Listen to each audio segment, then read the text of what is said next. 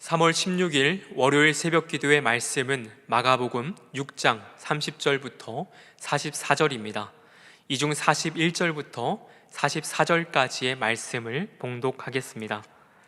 예수께서 떡 5개와 물고기 2마리를 가지사 하늘을 우러러 축사하시고 떡을 떼어 제자들에게 주어 사람들에게 나누어 주게 하시고 또 물고기 2마리도 모든 사람에게 나누시매 다 배불리 먹고 남은 떡 조각과 물고기를 12바구니에 차게 거두었으며 떡을 먹은 남자는 5,000명이었더라. 아멘. 본문 말씀을 통해서 5,000명을 먹이시다라는 제목으로 하나님의 말씀을 나누겠습니다.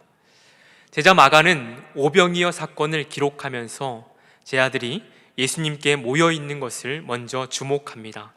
30절을 보게 되면 사도들이 예수께 모여 자기들이 행한 것과 가르친 것을 낱낱이 고하였다라고 기록하죠. 마가는 앞 단락인 6장 7절에서 13절까지 제자들은 복음을 전하기 위해 2명씩 각 마을에 파송되었습니다. 각 마을에서 제자들은 귀신을 제어하는 권능의 일과 병자들에게 기름을 발라 고치는 일을 합니다. 그리고 회개의 복음을 전파하죠. 이 일을 마친 후에 제자들은 예수님께 모였습니다. 그리고 각 마을에서 복음을 전하며 경험했던 모든 일들을 서로 얘기합니다. 제자들은 아마도 흥분되고 가슴 벅차며 얘기했을 것입니다. 저도 청년 때부터 교회를 섬기면서 단기 선교, 또 무전 전도 여행, 아울리치를 다녀보면 하루하루 하나님께 주신 은혜의 나눔이 끊어지지 않아서 새벽까지 얘기하고 그리고 기도하다가 다음날 다시 복음을 들고 길거리에 나간 적이 있습니다. 하나님께 붙들려서 복음을 전하고 복음의 결실을 바로 보게 될 때 그 감격과 은혜는 정말 큽니다. 그러나 사역이 마치고 나면 육체의 피로가 몰려왔습니다. 사역을 마치고 예수님과 나눔을 했던 제자들도 육체의 피로가 많이 쌓인 것 같습니다. 그래서 예수님은 제자들을 보시고 이제 한적한 곳에 가서 쉴 것을 요구하게 됩니다. 그래서 제자들은 배를 타고 한적한 곳으로 이동하게 되죠. 그러나 많은 무리들이 예수님과 제자들을 만나기 위해 각 마을에서 달려오게 됩니다. 제자들의 배가 도착하기도 전에 무리가 먼저 도착합니다. 그리고 예수님은 많은 사람들을 보면서 34절에서 이렇게 말합니다. 예수께서 나오사 큰 무리를 보시고 그 목자 없는 양 같음으로 인하여 불쌍히 여기사 이에 여러 가지로 가르치시더라. 예수님은 많은 무리를 보며 목자 없는 양 같다라고 말합니다. 이것은 에스겔 34장에서 하나님이 마지막 때에 한 목자를 세우고 그들을 먹이게 할 것을 말합니다. 아마도 마가는 이 에스겔에서 말하고 있는 목자가 예수님이다라고 기록하는 것 같습니다. 그리고 예수님은 목자 없는 양 같은 무리를 보시고 불쌍히 여기시고 그들 한 사람 한 사람을 가르치고 또한 아픈 사람을 고쳐주십니다. 예수님의 사역이 계속되었고 이제 저녁 시간이 되었습니다. 35절과 36절을 보면 때가 저물어 가매 제자들이 예수께 나와서 여짜오되 이곳은 빈들이요 날도 저물어 가니 무리를 보내어서 두루 촌과 마을로 가서 무엇을 사 먹게 하옵소서라고 예수님께 말합니다. 제자들은 무리들이 각자 마을에 가서 저녁을 해결해야 한다라고 말합니다. 그러나 예수님은 제자들이 먹을 것을 무리들에게 나눠줄 것을 얘기합니다. 그럴 때 제자들은 약간 비아냥대면서 우리가 가서 200데나리온의 떡을 사다가 이 많은 무리들을 먹이면 됩니까? 라고 반문하는 것이죠.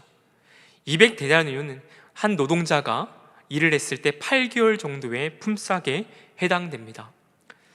제자들의 대답에 예수님은 그것이 아니고 너희들이 가지고 있는 떡을 한번 몇 개인지 세어보라고 합니다. 제자들에게는 떡 5개와 물고기 2마리가 있습니다.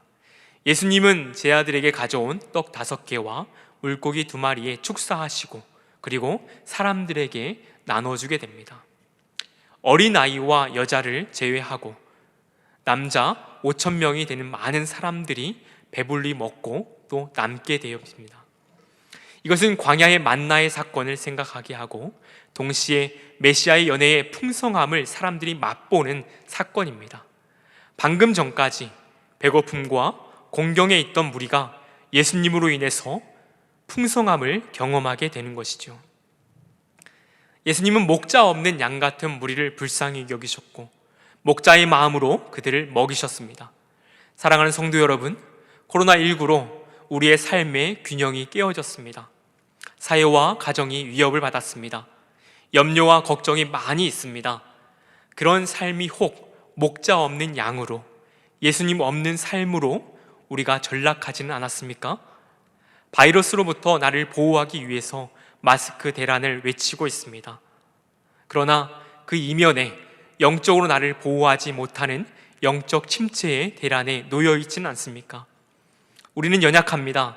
그래서 오늘도 우리는 이렇게 함께 외쳐야 합니다. 예수님은 나의 목자입니다. 그리고 나는 주님의 양입니다. 그래서 시편 23편의 다윗의 고백이 우리의 고백이요 기도가 됩니다. 여호와는 나의 목자시니 내게 부족함이 없으리로다. 그가 나를 푸른 풀밭에 누이시며 쉴만한 물가로 인도하시는도다. 내가 사망의 음침한 골짜기로 다닐지라도 해를 두려워하지 않는 것은 주님의 그 지팡이와 막대기가 나를 안위하시나이다. 주께서 내 원수의 목전에서 내게 상을 차려주시고 기름을 내 머리에 부으셨으니 내 잔이 넘치나이다. 내 평생에 주님의 그 선하심과 인자하심이 반드시 나를 따르리니 내가 여호와의 집에 영원히 살리로다. 사랑하는 성도 여러분, 오늘 하루도 우리의 목자가 되시는 예수님을 붙들기 원합니다. 목자가 되시는 예수님은 우리를 불쌍히 여기실 줄 믿습니다. 오늘 나눈 말씀을 기억하시고 함께 합심하여 기도하겠습니다. 월요일 기도 제목인 나라와 민족을 위해서 먼저 기도하고 또 신종 코로나로 고통받고 있는 환자들과 가족들, 또 치료의 현장에서 함께 힘써 노력하는 모든 사람들 위해서 기도하고 개인 기도 제목을 붙들고 하나님 앞에 나아가겠습니다.